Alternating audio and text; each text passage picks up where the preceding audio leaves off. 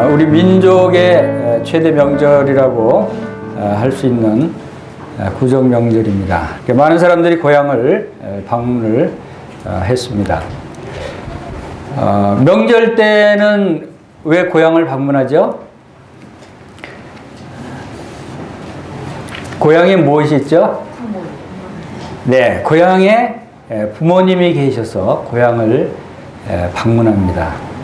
고향이 뭐 경치가 좋아서 내가 태어난 곳이기 때문에 꼭 찾아가 봐야 돼서 고향을 방문하는 것이 아니라 고향에 부모님이 계시기 때문에 고향을 방문한다는 것이죠. 그래서 고향이라고 하는 우리가 찾아가야 할 곳이 장소가 아니라 부모님이라는 것을 우리가 생각해 볼 수 있습니다. 그곳이 내가 지금 부모님이 살고 계시는 곳이 내가 태어난 곳이 아니면 그 태어난 곳으로 찾아가는 것이 아니라 부모님이 계시는 곳으로 가시죠.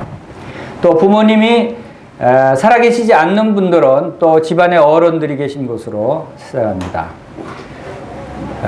자, 이렇게 명절이라고 하는 것은 또 우리가 부모님이 계시는 곳으로 찾아간다고 하는 것은 우리가 돌아가야 할 곳이 어딘가인가를 우리에게 말해주고 있다라고 생각이 됩니다.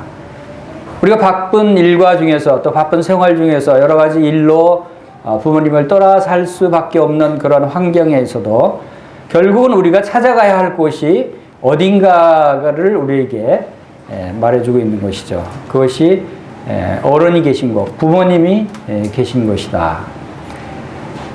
우리 영적인 명절 때는 어디로 갑니까? 우리가 영적으로 찾아가야 할 곳, 결국은 우리가 가야 할 곳, 우리의 안식이 있는 곳, 그것이 어딘가 하는 것을 또한 우리가 생각해 볼 필요가 있을 것 같아요. 그래서 오늘은 레위기서 23장 말씀을 통해서 하나님께서 이스라엘 백성들에게 명절을 주셨어요. 그 절기라고 이야기하죠. 자, 우리 레위기서 23장 한번 찾아보겠습니다. 구약성경 181쪽 레위기서 23장 1절부터 3절 말씀을 보시겠습니다. 여호와께서 모세에게 말씀하여 이르시되 이스라엘 자손에게 말하여 이르라. 이것이 나의 절기들이니 너희가 성회로 공포할 여호와의 절기들이니라. 엿새 동안은 일할 것이요 일곱째 날은 쉴 안식일이니 성회의 날이라. 너희는 아무 일도 하지 말라. 이는 너희가 거주하는 각처에서 지킬 여호와의 안식일이니라 하고 말씀하시고 4절에서 이것이 너희가 그 정한 때에 성회로 공포할 여호와의 절기들이니라 하면서 첫째 달 열 나흔 날 저녁은 여호와의 유월절이요 하면서 계속해서 23장 끝까지 44절까지 하나님께서 하나님의 절기 여호와의 절기에 대해서 말씀해 주셨습니다. 오늘 주보에 그 여호와 일곱 절기에 대해서 요약해서 주보에 실었습니다. 여러분들이 그 주보를 펴서 함께 보시면 도움이 될 것 같습니다. 자, 여호와의 절기가 레위기서 23장에서 일곱 절기에 대해서 하나님께서 이스라엘 백성들에게 말씀하셨어요. 자, 이 일곱 절기를 통해서 하나님께서 왜 이 일곱 절기를 주셨을까? 하나님이 절기를 주신 목적이 무엇인가를 우리가 잘 생각해 볼 필요가 있다고 봅니다. 그리고 이 절기들이 나타내는 의미, 이것이 우리의 삶에 어떠한 의미가 있는가? 이것은 매우 중요한 내용들을 담고 있다고 생각이 되어집니다. 이 절기들, 일곱 절기들을 보면은 첫 번째 레위기서 23장 4절에서 5절에는 유월절에 대해서 말씀을 하셨습니다. 유월절. 그리고 6절에서 8절에는 무교절에 대해서 말씀하시고 또 9절에서 14절에는 초실절, 또 15절에서 22절에는 오순절에 대해서 칠칠절이라고 하는 오순절에 대해서 말씀하시고 23절에서 25절 사이에는 나팔절, 그리고 26절에서 32절에는 속죄일, 또 33절에서는 44절에서는 초막절이라고 하는 절기에 대해서 하나님께서 말씀을 하셨어요. 그리고 이 절기, 하나님께서 이 절기라고 말씀하신 이 말이 히브리어로 모에도라고 하는 단어입니다. 절기가. 근데 이 단어의 뜻이 뭐냐면 만나기로 약속을 정하다라는 뜻이에요. 모에도의 히브리어 뜻이 만나기로 약속을 정하다. 그래서 이 절기를 정하신 것은 하나님께서 자기 백성들과의 만나기로 약속을 정하는 거예요. 그것이 절기예요. 그래서 절기라는 의미가 대단히 중요한 것이 하나님과 백성들과의 만나기로 약속을 정하는 것이었고, 이것을 이루시기 위해서 하나님께서 이제 성막을 짓게 하시고 하나님이 친히 이스라엘 백성들 가운데 임재하셔서 하나님과 백성들과의 만남의 길을 만드셨는데, 이제 어떻게 만날 것인가에 대해서는 많은 규례들을 통해서, 제사의 규례, 절기의 규례들을 통해서 구체적으로 말씀하신 것이에요. 이스라엘 백성들에게 말씀하신 이 절기들이 또 다른 많은 부분들의 말씀도 마찬가지지만 그것은 다 오늘날 우리를 위한 예수 그리스도를 통해서 우리가 하나님을 만나게 될 것에 대한 예표와 그림자이다라고 말씀하셨어요. 그림자. 그래서 이 말씀들을 우리가 잘 묵상해 보면 우리가 하나님을 만날 수 있는 길을 발견하게 되고, 또 하나님께서 우리가 만나시기 위해서 어떤 일들을 만들어 놓으셨는가를 우리가 알 수 있게 되는 것이에요.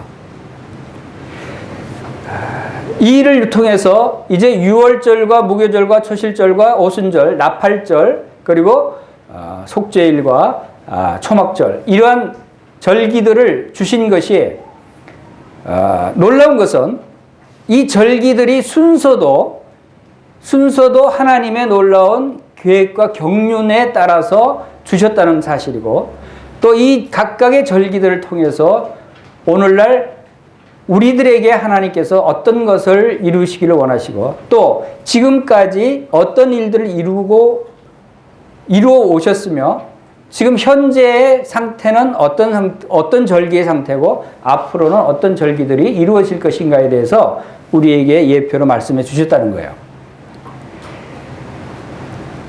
그래서 지금 7가지 절기, 여러분들이 표에 보시는 바대로 7가지 절기에 대해서 보시지만 제일 가운데가 무슨 절기입니까?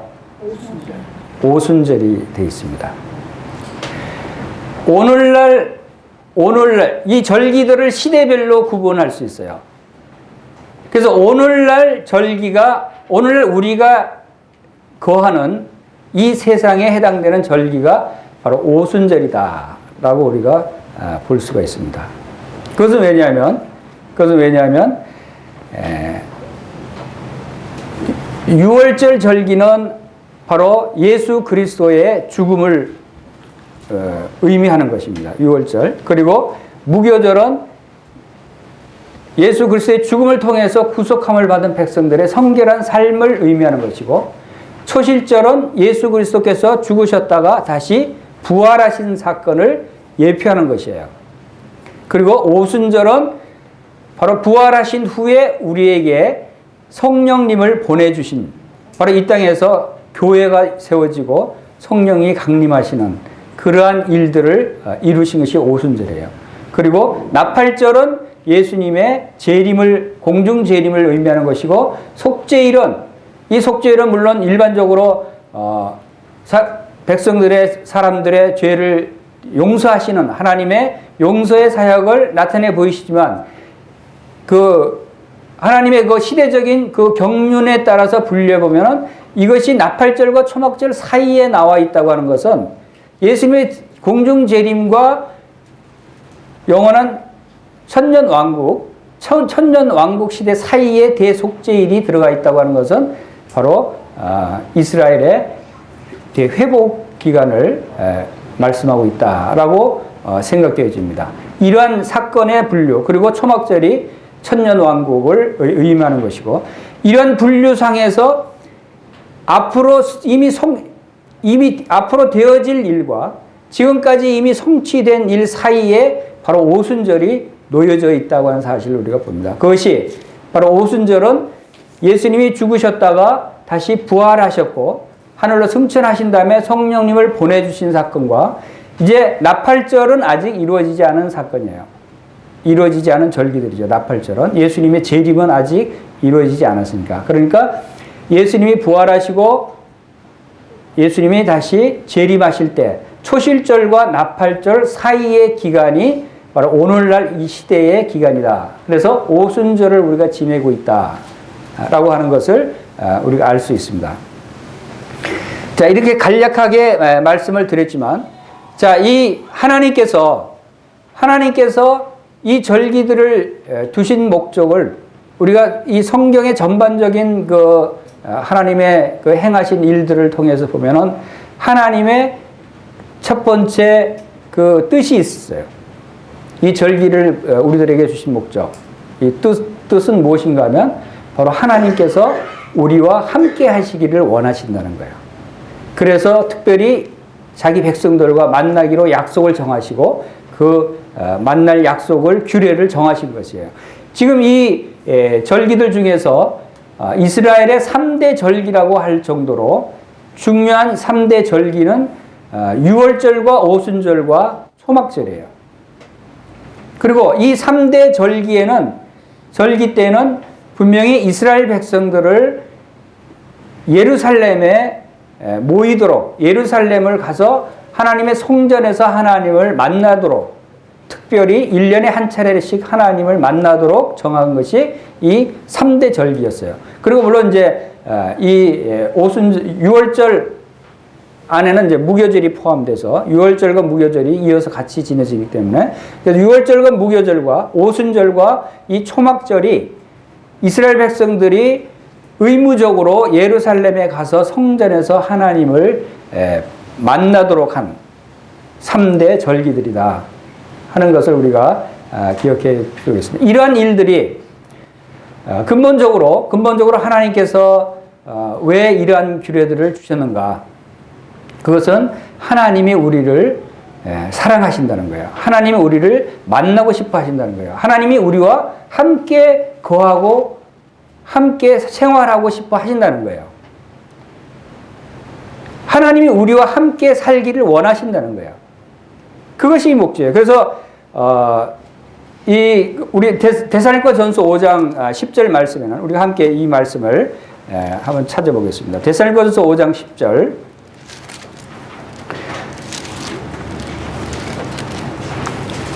신약 성경 333쪽 5장 10절에 보면은 예수께서 우리를 위하여 죽으사 우리로 하여금 깨어 있든지 자든지 자기와 함께 살게 하려 하셨느니라.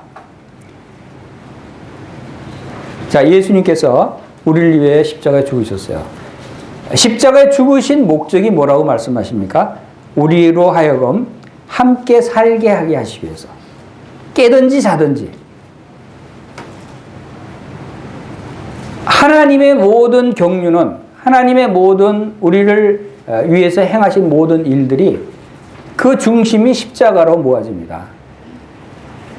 그 천지를 지으신 여호와 하나님께서 이 땅에 오셔서 바로 그와 같은 낮은 모습으로, 그와 같은 말할 수 없는 모욕과 수치를 당하시면서까지 십자가에서 죽으셔야 했던 그 엄청난 일이 왜 그렇게 하셨느냐면 우리와 함께 살게 하기 위해서 그렇게 십자가에서 죽으셨다는 거예요. 이것이 하나님이 얼마나 우리를 사랑하시는 마음이에요. 여러분의 부모님은 멀리 떨어져 계시지만, 따로 살고 계시지만 부모님의 마음은 어떨까요? 항상 함께 살기를 원하시는 거예요. 항상 가까이 있기를 원하시는 거예요. 멀리 사시는 부모님께 여러분이 아무리 비싼 선물을 이번에는 바빠서 찾아뵙지 못하니까 대신에 이 선물을 보내겠습니다 하고 비싼 선물, 부모님이 아무리 좋아하는 비싼 선물을 사 보내보세요. 빈손으로 와서 찾아뵙고 만나는 것보다 더 좋아하시지 않으셔요. 아무리 좋은 것을 보낸다 할지라도 만나서 함께 교제하기를 부모님은 원하시는 거예요. 그것이 하나님의 마음이에요. 우리를 사랑하시는 우리의 아버지 하나님께서는 우리와 만나고 우리와 함께 살기를 원하신다.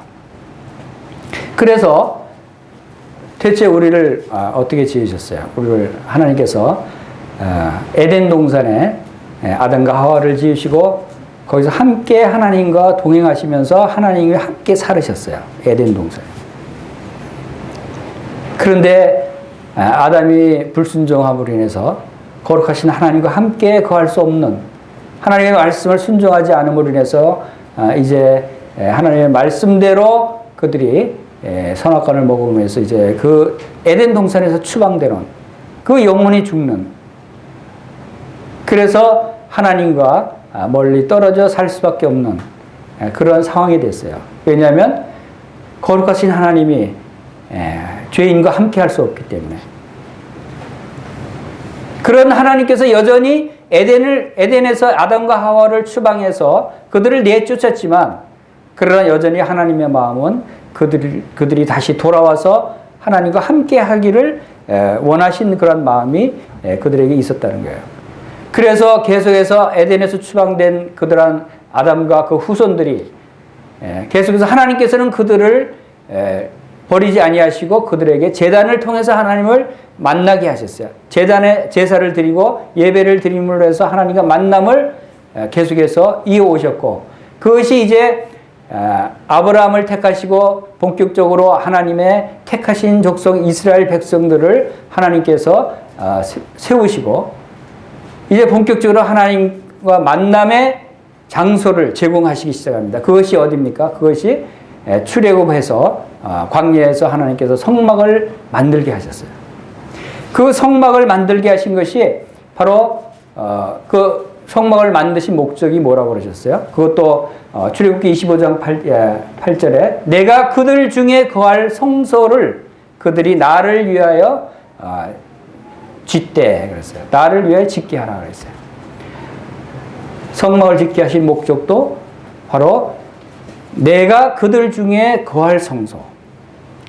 이렇게 하나님은 자기 백성들 가운데 거하기를 원하셨어요. 그러나 거룩하신 하나님의 그 거룩함에 이르를 수 없는 죄인인 백성들이 어떻게 하나님의 그 거룩하심에 가까이 할 수 있어요? 그럴 수 없는 거예요. 하나님은 그들을 사랑하셔서 가까이 하기를 원하시지만, 그러나 공의로우신 하나님께서는 그들을 그 죄인인 상태에서, 그 더러운 상태에서 그대로 그들을 만나실 수 없었던 것이에요. 그것이 바로 성막을 통해서 하나님께서 그 성소와 지성소에 거하시면서 그 죄인인 이스라엘 백성들을 그들과 만나기 위한 방법으로, 죄인인 이스라엘 백성들이 거룩하신 하나님의 은혜로 하나님을 만날 수 있도록 하시기 위해서 제사의 규례를 주시고, 이제 그들의 죄를 용서할 희생 제물을 통해서 그들의 죄 사함을 받게 하시고, 이제 그 희생 제물을 통해서 하나님께서 그들의 죄를 용서하시는 이러한 일들을 행하셨던 거예요. 그래서 이제 그 일을 행하신 하나님께서 이제 그림자로 이스라엘 백성들에게 제사의 규례를 보여주셨던 대로 희생 제물을 통해서 죄 용서함을 받는다는 사실을 그림자로 보여주셨던 대로 바로 이제 예수 그리스도를 이 땅에 보내셔서 참 진정한 제사, 영원한 제사, 영원한 제물을 이제 하나님께 드리게 하십니다. 그래서 예수 그리스도께서 영원한 제물을 드리게 하시고, 그 제물을 통해서 이제 모든 사람들의 죄를 다 용서하시고, 이제 예수 그리스도를 믿는 자들에게 이제 하나님의 임재 가운데 나오게 하시는 거예요. 그것이 바로 그동안 성소를 가로막았던 휘장을 예수 그리스도의 십자가에 죽으실 때 성소의 휘장이 위에서부터 아래로 찢어지게 하심으로 그 새롭고 산 길을 열어주신 그 일을 바로 예수 그리스도를 통해서 이루게 하시고, 그 예수 그리스도를 통해서 이제 하나님과 우리가 만날 수 있도록, 전에는 우리가 양과 같이 길을 잃었더니 이제 우리의 영혼의 목자와 감독 되신 이에게 돌아왔느니라 하고 우리가 이제 하나님 아버지께로 돌아오게 하신 거예요. 우리가 하나님 아버지를 만날 수 있게 하신 거예요. 우리가 이제 고향으로 돌아갈 수 있게 된 거예요. 그것이 바로 이 제사의 규례고 절기의 규례들이에요. 그리고 이제 그 일을 통해서 우리와 함께 거하시는 것이 바로 이 오순절날 성령 강림을 통해서 우리와 친히 함께 거하십니다. 자, 이 일을 우리가 좀 더 상세히 살펴보면 먼저 유월절을 보겠습니다. 유월절에 레위기서 23장 4절에서 5절 사이의 말씀이 바로 이 유월절을 지키라고 한 말씀은 바로 이스라엘 백성들이 출애굽할 때 여러분들이 잘 아시는 대로 애굽에게 10가지 재앙 중에서 마지막 재앙인 이제 모든 태생 중에서 첫 번째 장자를 다 죽이는 그런 가장 무서운 재앙을 애굽에게 내립니다. 그 재앙 가운데서 이제 하나님이 택하신 백성 이스라엘 백성들에게는 어린 양을 잡아서 그 피를 문설주와 인방에 바르게 하심으로 그 인방에 바른 피를 보고 죽음의 사자가 그 집을 넘어가는, 그 집에는 죽음이 임하지 않게 하는 이 일을 이루신 것이 바로 유월절이에요. 그래서 유월절 넘어가다 죽음의 사자가 그 집에 죽음이 임하지 않게 하고 그 집을 넘어간다는 뜻이 유월절입니다. 그래서 이 유월절을 통해서 이스라엘 백성들이 죽음에서 이제 건짐을 받고 이제 그 일을 통해서 애굽 바로 왕이 이제 하나님의 놀라운 능력에 굴복함으로 이스라엘 백성들을 놓아주게 되죠. 그래서 애굽의 그 종노릇하던 이스라엘 백성들이 노임을 받게 되는, 해방되는 놀라운 사건이 이 유월절을 통해서 이루어진 것이에요. 그래서 이 유월절을 이제 그들의 애굽으로부터 해방된 것을 기념하라고 하는 의미에서 유월절을 지켜 행하라고 하신 거예요. 그래서 유월절 말씀을 통해서 우리에게 이 예수 그리스도의 그 우리를 위한 유월절 어린 양 대신 예수 그리스도를 예표로 보여주신 것을 말씀을 통해서 볼 수 있습니다. 요한복음 1장 36절에서도 하나님의 어린 양이라고 그랬어요. 그 다음에 고린도전서 5장 6절 8절 사이에서도 우리의 유월절 양 그리스도께서 희생이 되셨느니라 라고 말씀하셨어요. 그리고 베드로전서 1장 19절에서 오직 점없고 흠없는 어린 양 같은 그리스도의 보배로운 피로 된 것이다.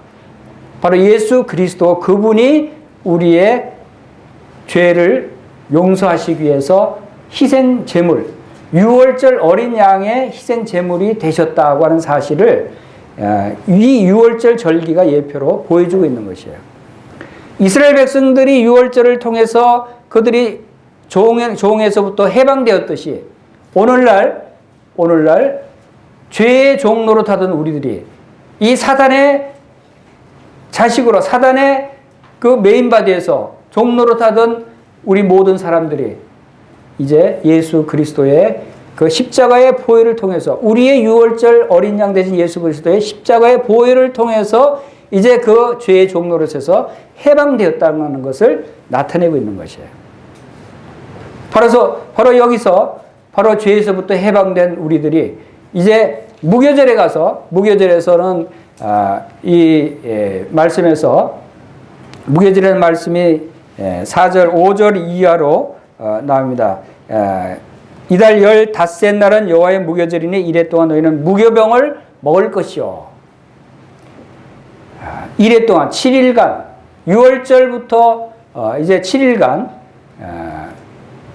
무교병을 먹을 것이요. 무교병이라고 하는 뜻은 뭡니까? 무교병은 이제 누룩이 들지 않는, 누룩이 없는, 그러니까 발효되지 않은 빵을 의미하는 것이에요. 성경에서 누룩은 죄를 상징합니다. 그래서 무교병이 나오고 유교병이 나옵니다. 근데 유교병은 누룩을 넣어서 발효시킨 빵을 의미하는 것이고, 무교병은 누룩을 넣지 않고 발효시키지 않은 빵을 의미해요.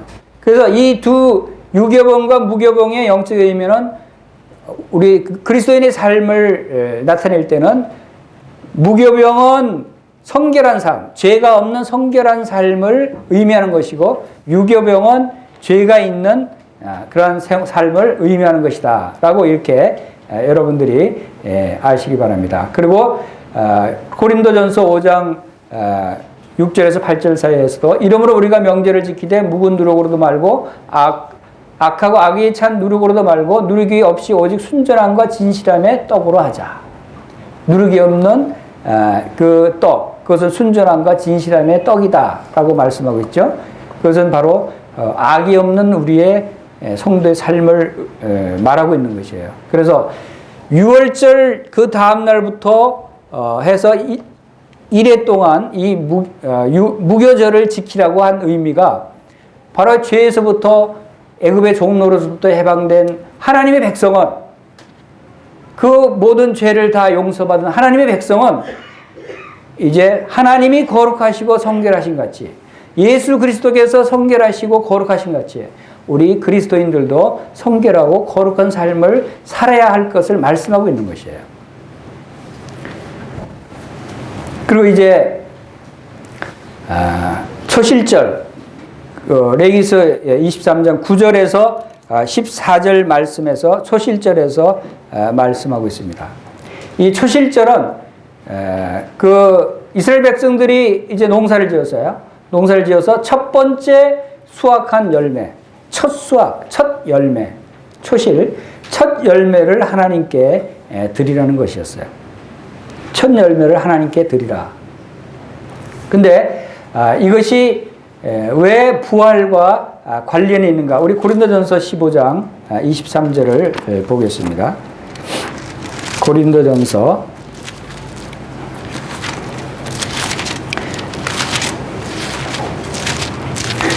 15장 23절에 보면은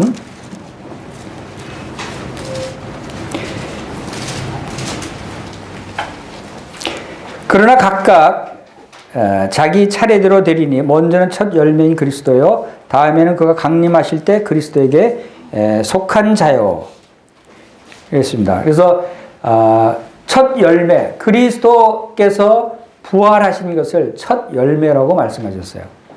하나님께서 우리들에게 새로운 생명을 주시기를 원하시고 이러한 일들을 계획하셨어요. 그리고 이 새로운 생명이라고 하는 것은 죽은 자가 생명을 다시 얻는 것을 의미하는 것이에요. 우리는 아담의 후손으로 아담이 하나님 말씀을 불순종함으로 인해서 그의 영혼이 다 죽은 상태로 태어난 사람들이에요. 죄의 삭은 사망이라고 말씀하셨듯이 죄의 대가, 하나님의 말씀을 순종하지 않은 그러한 대가는 사망, 영혼의 죽음을 의미하는 것이에요. 우리가 그래서 우리는 태어날 때부터 영혼이 죽은 자로 태어나는 것이에요. 죄인의 상태에 있기 때문에. 그런데 죽은 자가 다시 새로운 생명을 얻는다고 하는 것은, 우리가 거듭난다고 하는 것은 죽은 자가 다시 새로운 생명을 얻는 것이에요. 죽은 자가 다시 살아난다는 것이죠. 그것은 바로 첫 번째 그 일을 보여주신 분이 바로 예수 그리스도시에요. 예수 그리스도께서 십자가에서 죽으셨어요. 죽은 지 죽어서 장사 지낸 바 되었다가 다시 사흘 만에 하나님께서 그 놀라우신 능력으로 예수 그리스도를 죽은 자 가운데 다시 살리셨다고 말씀하셨어요. 하나님의 놀라우신 능력으로 다시 하나님의 첫 열매라는 거예요. 그래서 이 초실절은 첫 열매가 되신 예수 그리스도를 의미하는 것이에요. 예수 그리스도의 부활을 의미하는 것이죠. 이사야서 53장 11절에서도 그가 자기 영혼에 수고한 것을 보고 만족하게 여길 것이라. 나의 의로운 종이 자기 지식으로 많은 사람을 의롭게 하며 또 그들의 죄악을 친히 담당하리로다. 바로 예수 그리스도는 자기 영혼이 바로 이러한 일을 하기 위해서 얼마나 수고하고 고난을 받으시고 얼마나 많은 일들을 이루셨는가 하는 것을 우리가 생각해 봅니다. 그것은, 그렇게 하신 것은 바로 그 일을 통해서 이제 예수 그리스도를 믿는 자들을 의롭다고 하시기 위해서, 그래서 나의 의로운 종이 많은 사람을 의롭게 하기 위해서 바로 주님께서 이 일을 행하셨다고 하는 것을 우리가 보게 됩니다. 그래서 이 초실절은 바로 예수 그리스도의 부활을 나타내는 것이다 라고 하는 것이고, 자, 예수님이 이제 부활하셨어요. 부활하시고 또 한 가지 놀라운 사건이 일어나게 됩니다. 이제 오순절이 일어납니다. 근데 이 오순절은 우리 레위기서 23장 15절을 보겠습니다. 15절부터 22절 말씀을 함께 보시겠습니다. 이 오순절은 대단히 중요합니다. 왜? 그것은 오늘날 우리들의 삶에 해당되는 절기이기 때문에 우리들에게 직접적으로 해당되는 절기입니다. 그래서 15절부터 22절 말씀을 제가 읽겠습니다. 안식일 이튿날 곧 너희가 요제로 곡식단을 가져온 날부터 세워서 7 안식일의 수요를 채우고 7 안식일 이튿날까지 합하여 50일을 계수하여 새 소제를 여호와께 드리되 너희의 처소에서 10분의 2 에바로 만든 떡 2개를 가져다가 흔들지니 이는 고운 가루에 누룩을 넣어서 구운 것이요 이는 첫 요제로 여호와께 드리는 것이며 너희는 또 이 떡과 함께 1년 된 흠없는 어린 양 7마리와 어린 수소 1마리와 수양 2마리를 드리되 이것들을 그 소제와 그 전제물과 함께 여호와께 드려서 번제로 삼을지니 이는 화제라. 여호와께 향기로운 냄새며 또 수염소 하나로 속죄제를 드리며 1년 된 어린 수장 2마리를 화목제물로 드릴 것이요 제사장은 그 첫 이삭의 떡과 함께 그 2마리 어린 양을 여호와 앞에 흔들어서 요제로 삼을 것이요 이것들은 여호와께 드리는 성물이니 제사장에게 돌릴 것이며 이날에 너희는 너희 중에 성회를 선포하고 어떤 노동도 하지 말지니 너희는 너희가 그 거주하는 각처에서 대대로 지킬 영원한 규례니라. 너희 땅에 곡물을 벨 때 밭 모퉁이까지 다 베지 말며 떨어진 것을 줍지 말고 그것을 가난한 자와 거류민에게 위하여 남겨두라. 나는 너희 하나님 여호와니라. 자, 이 오순절 이것은 초실절 다음에 행해지는 그런 절기로 왜 오순절이라고 하는 이름이 붙었는가 하면은 바로 이 안식일 이튿날 곧 요제로 곡식단을 가져온 날부터 세워서 7 안식일 즉 초실절에서부터 7 안식일 다음 날 그러니까 7주가 지난 다음 날이죠. 7주면은 며칠입니까? 77에 49, 49일입니다. 49일 다음 날이면 50일이죠.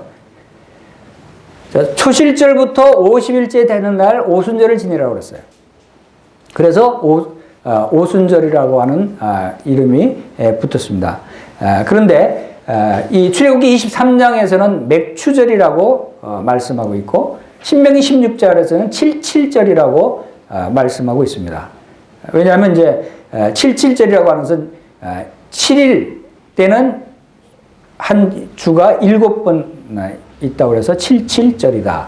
또 맥추절이라고 하는 것은 이날은 특별히 그 이스라엘 백성들의 그 1년 동안 농사를 지은 풍성한 곡식, 풍성한 열매를 수확해서 하나님께 드리는 그러한 절기의 의미를 가지고 있기 때문에 특별히 맥추절이라고도 표현을 하고 있는 것입니다. 그런데 이제 어쨌든 맥추절, 77절, 오순절 이런 의미로 우리가 이해하면 되고 그리고 사도행전 2장 신약에 와서는 바로 이 오순절로 표현을 하고 있습니다. 자, 이 오순절이 바로 50일째 되는 날 행해졌다는 것과 여기에 이 보면은 이 오순절날 행하는 일들이 대단히 많이 있습니다. 여기에는 소제를 드리라, 전제를 드리라, 또 번제를 드리라, 화목제를 드리라, 속죄제를 드리라. 제사들을 거의 다 드려야 되는 그런 많은 일들을 행할 것을 말씀하고 있는 것이에요. 또 이것은 특별히 여기에 우리가 무교절과 구별되게 다른 말씀이 나오는데 그것은 뭐냐면 무교절에서는 무교병이 뭐라 그랬죠? 누룩이 들어가지 않은 떡이다 라고 말씀드렸어요. 근데 여기서는 오순절에서는 누룩을 넣어서 구우라고 그랬어요. 떡을 누룩을 넣어서 하라고 그랬어요. 누룩은 죄를 상징하는데 죄를 포함하라는 의미예요. 이것은 무슨 뜻일까요? 왜 오순절에는 죄가 포함된 누룩의 떡을 만들도록 하셨을까요? 그것도 2개를 만들도록 하셨어요. 누룩을 넣은 떡을 2개를 만들어서 여호와께 요제로 드리라 라는 말씀을 주십니다. 자, 이것은 참 주님의, 하나님의 우리를 향하신 참 깊은 뜻이 있어요. 이 오순절은 오늘날 교회 시대를 말씀하고 있습니다. 예수님이 부활하신 후에 또 예수님이 재림하실 때까지, 나팔절까지 그 사이의 기간을 나타내고 있는 것입니다. 그리고 오순절날 사도행전 2장 1절에서 4절에서 어떤 사건이 일어났습니까? 오순절날 성령님이 강림하셨어요. 그리고 오늘날 교회가 세워진 것은 실질적으로 바로 이 성령 강림 이후입니다. 교회는 하나님의 성령이 임하지 않으면, 성령님이 없이는 교회가 세워질 수가 없고 교회가 될 수가 없다는 거예요. 그래서 하나님의 성령님께서 바로 강림하신 사도행전 2장부터 이제 교회가 세워지고 이제 하나님의 교회 시대가 시작되는 거예요. 그것이 오늘날까지 이어지는 것이에요. 자, 그러면 오순절이 바로 교회 시대를 의미하는 것이고 하나님의 성령이 함께하는 기간을 의미하는 것인데 왜 누룩을 넣으라고 그랬을까요? 누룩이 있다는 거예요. 그것은 교회 안에, 성도들 안에 누룩이 있다는 거예요. 누룩이 있는 것을 하나님이 인정하신다는 거예요. 우리가 그 예수님의 십자가의 보혈을 통해서 모든 죄를 용서받은 거룩한 자들이 됐어요. 의로운 자들이 됐어요. 이제 하나님께서 우리를 의롭다고 보셔요. 그러나 여전히 우리에게 뭐가 있습니까?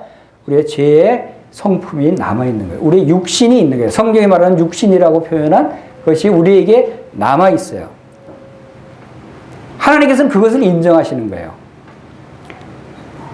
그래서 누룩을 넣은 떡 2개는 바로 하나는 이스라엘 백성을 의미하는 것이고 하나는 이방인들을 의미해서 이스라엘 백성과 이방인들이 세운 하나님의 교회 안에는 바로 이 누룩이 있다는 것을, 그러나 이 하나님의 백성들 안에 이미 구원받고 거룩한 하나님의 자녀들이 된 그런 성도들일지라도 이미 우리 안에는 아직 여전히 죄의 성품이 남아있다고 하는 것을 우리가 인식해야 되고, 그러한 것조차도 하나님께서 바로 그런 누룩을 구워서 만든 떡을 드리고 그 다음에 이어서 번제와 화목제와 속죄제를 드리게 하셨어요. 그러한 것들을 위해서도 우리가 번제와 화목제와 속죄제를 통해서 우리의 죄를 용서받아야 한다는 것이죠.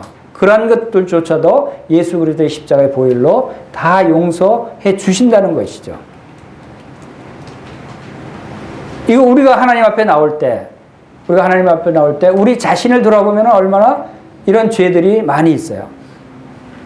그러나 그러한 것들을 우리의 번제와 화목제와 속죄제를 통해서 우리의 그 어린 양 대신 희생 제물이 되신 예수 그리스도의 피를 통해서 속죄함을 받으면서 우리의 삶을 거룩하게 해야 된다고 하는 사실을 우리 여기서 말씀해 주고 있는 것입니다. 그래서 여러분 잘 아시는 대로 여기에 이제 비록 우리에게 누룩이 담겨져 있는 그러한 삶이 있을지라도 그러한 것들을 우리가 인식하고 그러한 것들을 하나님의 놀라우신 은혜로 우리가 용서받을 수 있는 길이 바로 우리의 삶을 통해서 늘 예수 그리스도의 십자가의 보혈이 우리의 삶을 통해서 우리의 죄들을 용서해 주시는, 하나님께 나와서 우리가 하나님께 우리의 죄를 자백하고 다시금 하나님과의 교제를 회복하고 하나님과의 사귐을 회복할 수 있는 우리의 거룩한 삶이 되어야 한다는 것을 여기서 말씀해 주고 있는 것입니다. 자, 이 오순절을 통해서 우리 사도행전 2장을 보겠습니다. 사도행전 2장에서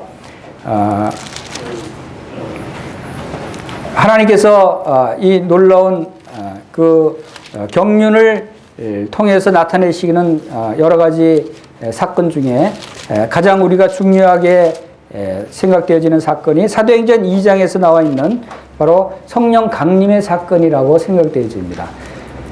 이 성령 강림, 성령께서 오신 날이 오순절이라고 하는 의미, 이것은 바로 하나님께서 이 일곱 절기들을 통해서 우리들에게 오늘날 오순절이 어떤 의미가 있는가를 아주 분명하게 보여주는 중요한 말씀이라고 생각되어집니다. 사도행전 2장 1절에 오순절날이 이미 이름에 그들이 다 같이 한 곳에 모였더니 호련히 하늘로부터 급하고 강한 바람 같은 소리가 있어 그들이 앉은 온 집에 가득하며 마치 불의 혀처럼 갈라지는 것들이 그들에게 보여 각 사람 위에 하나씩 임하여 있더니 그들이 다 성령의 충만함을 받고 성령이 말하게 하심을 따라 다른 언어들로 말하기를 시작하니라. 자, 이 성령이 임하신 날이 오순절이라고 하는 의미와 또 이 성령이 임한 날부터의 이 시대적인 상황이 어떻게 변했는가를 우리가 잘 살펴볼 필요가 있어요. 여러분, 성령님이 누구십니까? 성령님이 누구인지 잘 아세요? 저는 얼마 전에 그 청년회에서 그 교제를 하면서 청년들 성령님에 대해서 이렇게 함께 그 공부를 했습니다. 근데 의외로 제 마음에 놀라운 것은 청년들의 이야기 속에 하나님에 대해서는 잘 알고 예수 그리스도에 대해서는 잘 아는데 성령님에 대해서는 잘 모르겠습니다 하는 이야기들이 나왔어요. 그 청년들이 모태신앙이었어요. 어릴 때부터 부모님과 같이 함께 교회에 참석해서 배워온 그런 청년들이었어요. 최소한 20여 년을 하나님의 말씀을 교회에서 듣고 가르침을 받고 배워왔던 주일학교 학생의 청년회를 다 거친 그러한 청년들의 입에서 무슨 말이 나오냐면 하나님에 대해서는 알겠어요. 예수님에 대해서 예수님이 어떤 분이신지 알겠어요. 근데 성령님은 아직 잘 모르겠다는 거예요. 이것이 많은 그리스도인들의 상태일 수 있어요. 왜 성령님에 대해서 잘 모르실까? 우리는 하나님이 누구신지 잘 알듯이 예수 그리스도가 누구신지 우리가 잘 알아야 되듯이 성령님에 대해서도 잘 알아야 된다는 거예요. 왜냐하면 세 분이 다 삼위일체의 하나님이시기 때문에. 그리고 특별히 오늘날 우리와 함께 하시는 분이 바로 성령님이시니까. 마태복음 1장 23절에서 또 이사야서 7장 14절에서 말씀하신 것을 인용한 그 말씀이 무슨 말씀이에요? 보라, 처녀가 잉태하여 아들을 낳으니 그 이름을 임마누엘이라 하라 라고 말씀하셨어요. 예수님의 이름이 임마누엘이에요. 그 임마누엘의 뜻이 뭡니까? 하나님이 우리와 함께 하시니라 라는 뜻이에요. 임마누엘. 여러분이 예수님을 믿는다면 예수님이 여러분과 함께 하신다고 여러분들이 믿고 예수님을 따른다면 여러분들은 그 함께 하심이 어떻게 함께 하시는지를 알아야 되는 거예요. 예수님이 지금 우리와 함께 하는 것이 아니에요. 성령님이 내 안에 함께 하신다는 것이죠. 그런데 그 성령님이 누구시냐면 성령님은 바로 하나님의 영이세요. 이 성령님은 성경에 표현하기를 하나님의 신이라고 표현했습니다. 하나님의 영이라고 표현하셔요. 또 하나님의 영일 뿐만 아니라 예수 그리스도의 영이라고 말씀하고 있어요. 하나님의 영이시고 예수 그리스도의 영이셔요. 하나님과 예수 그리스도는 한 분 하나님이시듯이 바로 두 분의 영이 동일하신 이 성령님이시라는 거예요. 그래서 우리가 그 세 분의 인격, 삼위일체라고 하는 이 말씀이 바로 성령님도 하나님이시고 예수님도 하나님이시고 바로 여호와 하나님도 하나님이시다는 거예요. 그런데 세 분이 각각 달리 표현되죠. 그것이 하나님은 우리에게 누구로 표현됩니까? 아버지 하나님, 아버지. 또 예수님은 우리에게 누구로 표현되시죠? 아들 하나님, 아들. 아버지와 아들과 성령님으로 말씀하고 있는 것이에요. 근데 이것은 사실 많은 사람들이 모르는 것이 당연할 수 있어요. 그것은 왜냐하면 비밀로 감춰져 있었기 때문에. 그래서 이 삼위일체 하나님, 아버지 하나님과 아들 하나님과 성령 하나님의 한 분이시다는 이 비밀은 구약에는 감춰져 있었어요. 구약에는 나타나지 않았어요. 그것이 신약에 와서 최초로 나타난 것이 마리아를 통해서 하나님께서 그 성령을 통해서 바로 잉태하리라고 하는 말씀을 하시고, 또 예수님께서 그 세례 요한을 통해서 세례를 받았은 후에 하나님께서 하늘로부터 소리가 있어 가로다 이는 내 사랑하는 아들이요 내 기뻐하는 자라. 성령이 비둘기같이 임하실 때 그 말씀을 하셨어요. 바로 아들과 성령님과 하나님이 동일하게 언급된 것들이 바로 이 신약에 와서 최초로 언급되기 시작한 거예요. 그래서 삼위일체 하나님은 바로 비밀이었어요. 그러나 신약에 와서는 분명하게 그 말씀들이 나타나시고 그 말씀들을 우리에게 알게 하셨다고 하는 것이죠. 왜 우리가 성령님이 하나님이라는 사실을, 또 왜 하나님께서 임마누엘 하나님, 임마누엘 예수님이 우리와 함께 하시는데 그분이 바로 성령님이라는 사실, 이것을 왜 우리가 분명하게 알아야 되냐면, 우리의 삶을 인도하시는 분이 성령님이고 우리의 생각과 우리의 기도를, 우리의 방향을 인도하시는 분이 바로 성령님이라는 사실이에요.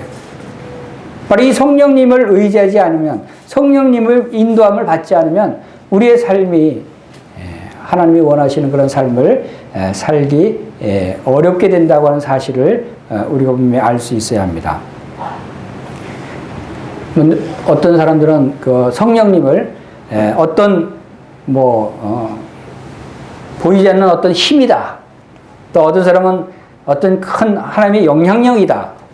어떤 사람은 어떤 하나님의 한 속성이다. 이렇게 생각하는 사람들이 있을 수 있어요. 그러나 성령님은 그런 것이 아니라는 거야. 성령님은 사물이 아니라는 거예요. 성령님은 하나의 인격체라는 거야. 하나의 인격체라고 하는 것은 지정의 지식과 의지와 감정이 분명히 있고, 그분이 실제로 살아계신 분이고, 그분이 실제로 능력과 모든 그 영향을 우리들에게 베푸시는 분이시다. 이 성령님의 인격에 대해서 우리가 분명히 인식을 해야 된다는 것이죠.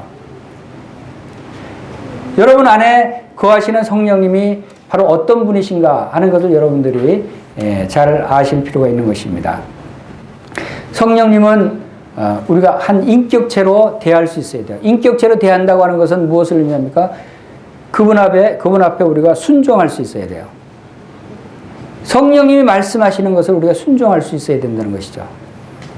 이 하나님의 말씀이 바로 이 성경은 하나님의 성령의 감동하심을 받은 사람들이 기록한 책이라고 말씀하셨어요.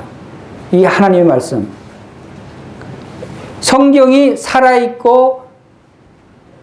살아있는 말씀이라고 하신 이유도 바로 이 성령님이 바로 이 성경 말씀을 통해서 우리에게 말씀해 주고 있기 때문인 것이죠. 그래서 이 성령님은 인격체로서 우리가 성경에는 성령님께 순종할 수도 있고, 성령님께 또 우리가 그 성령님을 회방할 수도 있고, 성령님을 욕되게 할 수도 있고, 성령님을 근심하게 할 수도 있고, 성령님을 속일 수도 있고, 성령을 시험할 수도 있다고 하는 그러한 내용들이 성경에 나와 있습니다. 그의 한 예로 사도행전 5장에 보면은 삽비라와 아나니아가 그 성령을 속이던 그러한 사건을 우리가 보게 되죠. 우리 사도행전 5장 말씀을 보면은 아나니아와 삽비라가 자기 소유를 팔아서 3절에 보면은 내가 성령을 속이고 땅값 얼마를 감추었느냐라고 하는 그런 말씀이 나옵니다. 여러분들이 성령님을 속일 수 있어요. 또 여러분이 성령님을 속이는 것은 4절에 보면은 사람에게 거짓말하는 것이 아니라 하나님께로다. 바로 성령님을 속인다고 하는 것은 하나님을 속이는 것이다. 성령님은 하나님이시다는 거예요.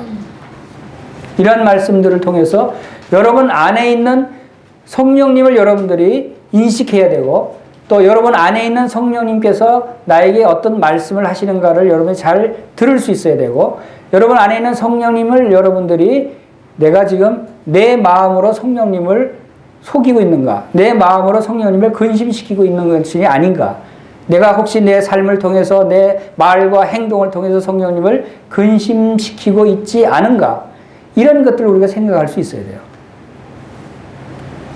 내 생각이 성령님을 대적할 수도 있는 거예요. 우리 안에 계신 좌정하신 성령님께서는 바로 하나님이시고 하나님의 영이시고 그리스도의 영이시라는 사실을 우리가 분명히 인식하고 믿을 때, 우리가 어떤 일을 행하고 살 때 내 안에 성령님께 우리가 물어보고, 성령님, 제가 이 일을 하는 것이 합당합니까? 합당하지 않습니까? 제가 이 일을 해야 합니까? 하지 말아야 합니까? 제가 이 길을 가야 합니까?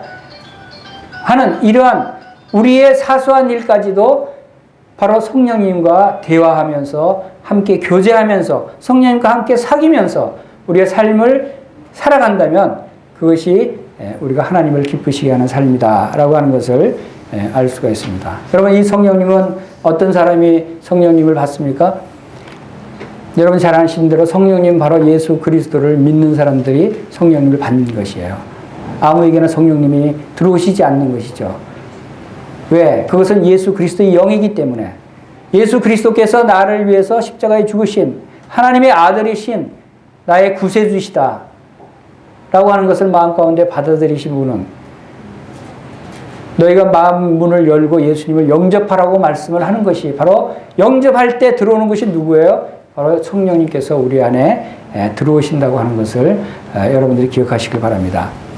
이 성령님이 우리 안에 들어오신 하나님의 자녀들, 이 하나님의 자녀들이 진정으로 정말 하나님이 기뻐하시는 삶을, 내가 살든지 죽든지 하나님께 영광을 돌리고 하나님을 기쁘시게 해드리는 삶을 살 수 있는 그 비결은, 그 방법은 성령님이 아니시면 할 수 없다고 하는 사실을 우리가 또한 알 수 있어야 돼요.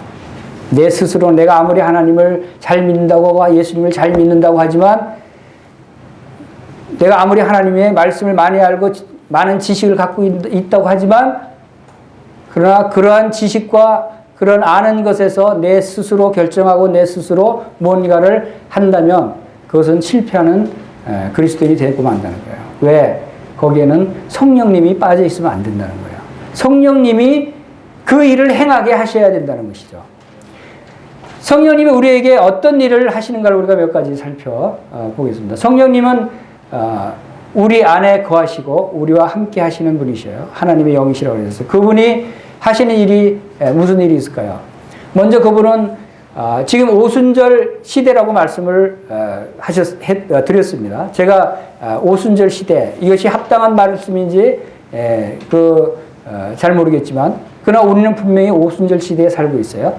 그리고 성령이 강림하셨고, 또 이제 나팔절이 이르기 이전의 시대, 우리의 교회 시대에 살고 있다고 한다면 저는 분명히 오순절 시대라고 표현할 수가 있다고 봅니다. 자, 이 오순절에 살고 있는 우리가 이 시대에 성령님께서 강림하셨어요.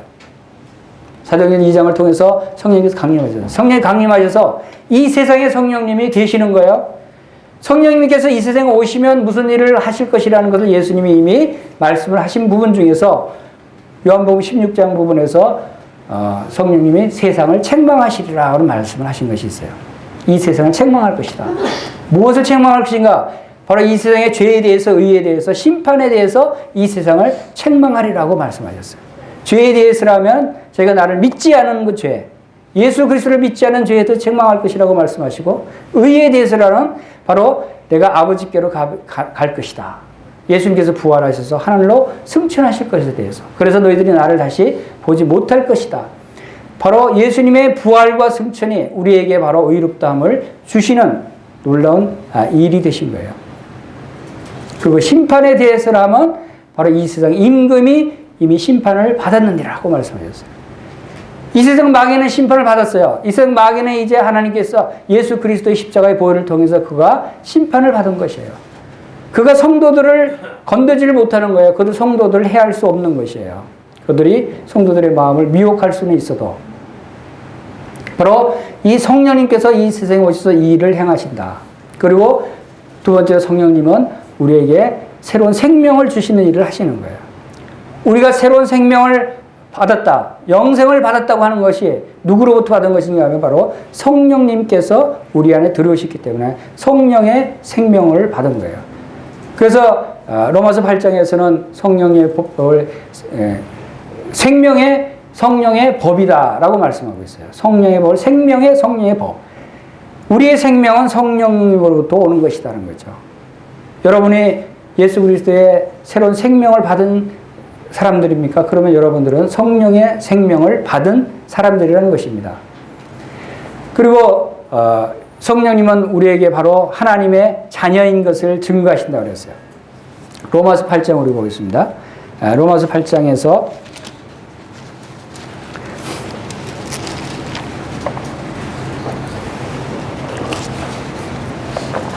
로마서 8장 14절 무릇 하나님의 영으로 인도함을 받은 사람은 곧 하나님의 아들이라. 너희는 다시 무서워하는 종의 영을 받지 아니하고 양자의 영을 받았으므로 우리가 아빠 아버지라고 부르짖느니라. 성령이 친히 우리 영과 더불어 우리가 하나님의 자녀인 것을 증언하시나니. 바로 성령님께서 우리 안에 들어와서 우리가 하나님을 아바 아버지라고 부를 수 있는 것이에요. 우리 바로 우리가 하나님의 자녀가 된 것을 무엇이 증거하고 있냐면 성령님이 우리 안에 있다고 하는 것이 하나님의 자녀인 것을 증거하신다. 그리고 성령님은 우리의 그 생활을 거룩하게 해 주십니다. 여러분이 거룩한 생활하기 어렵죠. 우리가 비록 신분적으로는 예수 그리스도를 믿음으로 말미암아 그리스도와 함께 십자가에서 죽었고 그리스도와 함께 장사 지낸 바 되었다가 그리스도와 함께 부활하셔서 그리스도와 연합된 자로 우리가 신분적으로는 거룩함을 얻은 자들이에요. 거룩한 자들이라고, 의롭다함을 얻은 자들이라고 우리가 하나님께서 불러주시지만 우리의 삶을 통해서 그 거룩을 이루어야 되는 것이에요. 근데 어렵죠. 안 되죠. 왜? 우리 육으로 살려고 하기 때문에. 우리 육신의 삶은 안 되는 것이에요. 육은 무익한 것이에요. 육은 우리가 거룩하게 살 수가 없는 것이에요. 그러나 우리가 하나님께서 그런데 거룩하게 될 수 없는 우리들에게 왜 거룩하라고 말씀하십니까? 그것은 성령님이 너희 안에 있기 때문에 너희가 거룩해질 수 있다고 하는 것을 말씀해 주고 있는 것이에요. 성령님이 있기 때문에 우리가 거룩한 삶을 살 수 있다고 하는 것이에요. 로마서 8장 4절을 보십시다. 육신을 따르지 않고 그 영을 따라 행하는 우리에게 율법의 요구가 이루어지게 하려 하심이라. 바로 예수 그리스도를 믿고 거듭난 그리스도인들은 그 안에 계신 성령님을 통해서 영을 따라 행하는 우리에게 율법의 요구가 이루어지게 하시는 거예요. 율법의 요구가 뭡니까? 율법의 요구는 죄를 지었으면 죄의 삭은 사망이에요. 그 사망을 바로 율법의 요구를 성령님께서 예수 그리스도께서 죄값을 치러주시며 이루어주셨어요. 또 율법의 요구가 뭡니까? 율법은 바로 율법을 지켜서 거룩하게 되라는 것이에요. 율법을 온전히 지켜서 온전히 의로운 자가 되라는 것이에요. 그것을 성령님께서 우리에게 온전히 의로운 자가 될 수 있도록 성령님께서 도와주신다는 거예요. 그래서 12절에 보십시오. 그러므로 형제들아 우리가 빚진 자로다 육신에 져서 육신대로 살 것이 아니라 너희가 육신대로 살면 반드시 죽을 것이로되 영으로서 몸의 행실을 죽이면 살리리. 우리가 육신대로 행하면 우리가 죽는다는 거예요. 그러나 우리가 살 수 있는 방법, 우리가 몸의 행실을 무엇으로 죽이라고요? 영으로서 죽이라는 거예요. 우리의 몸을 죽일 수 있는 것은 성령님밖에 없다는 거예요. 우리가 몸의 행실을 죽여서 거룩하고 경건한 삶을 살 수 있게 해주는 것은 바로 성령님이 우리를 그렇게 해주실 수 있다고 하는 것을 말씀하고 있는 것입니다. 그래서 죄와 사망의 법에서 해방된 우리에게 이제 영적으로 생명의 성령의 법 안에 들어오게 하셔서 이제 영적인 해방, 영적인 안식을 누리게 하시는 것이 성령님이시다. 이 성령님이 바로 오순절날 우리에게 임하셔서 우리에게 이러한 하나님을 섬기는 거룩한 생활을 할 수 있게 하셨다고 하는 것을 말씀하고 있는 것입니다. 그리고 이제 한 가지만 더 말씀을 드리면 갈라디아서 5장 말씀을 보겠습니다. 갈라디아서 5장을 통해서 성령을 쫓아서 행하도록 하는 말씀을 그 주님께서 주십니다. 갈라디아서 5장 16절에서 내가 이르노니 너희는 성령을 따라 행하라. 그리하면 육체의 욕심을 이루지 아니하리라. 육체의 소욕은 성령을 거스리고 성령은 육체를 거스리나니 이 둘이 서로 대적함으로 너희가 원하는 것을 하지 못하게 하려 함이라. 우리의 삶을, 우리의 생각을 바로 우리의 육과 성령님이 여전히 갈등을 갖게 하는 것이 있다는 것이죠. 그럴 때 우리는 누구를 쫓아가야 하느냐? 육을 쫓아갈 것이 아니라 성령을 쫓아 행하는, 성령을 쫓아서 살아가는 것을 말씀하고 있습니다. 그럴 때 우리는 열매를 맺을 수가 있어요. 오순절의 맥주절의 그 의미가 뭐라고 말씀드렸습니까? 풍성한 열매를 거두는 것이고 풍성한 열매를 드리는 것이에요. 바로 예수 그리스도의 죽으심과 부활을 통해서 이제 우리에게 그 많은 의로운 자를 일으키시고 많은 풍성한 열매들을 하나님께 드리게 하셨어요. 그것이 오순절의 의미예요. 그 오순절의 의미는 우리들에게 어떤 열매들을 하나님께 드릴 수 있어야 합니까? 그것은 성령의 풍성한 열매들이 나타나야 하는 것이에요. 그 성령의 풍성한 열매들이 바로 갈라디아서 5장 22절의 말씀대로 성령의 열매는 사랑과 희락과 화평과 오래 참음과 그리고 또한 자비와 양선과 충성과 그리고 온유와 절제라고 말씀하고 있어요.